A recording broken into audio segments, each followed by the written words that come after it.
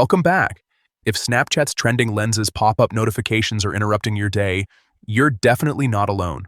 Those little alerts can show up at the worst times and quickly become distracting. The good news is, you can turn them off in just a few simple steps, and I'll walk you through exactly how to do it. First, grab your phone and open your settings. This is where all your app permissions and notification controls live. So everything we need is right here.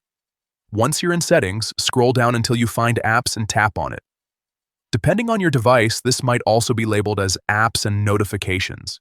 But the idea is the same. Now, look through the list of installed apps and tap on Snapchat. This will open up all the settings specific to the Snapchat app. Next, tap on Notifications.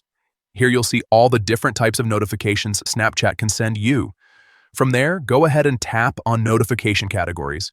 This section breaks down notifications into more detailed controls, which is exactly what we need.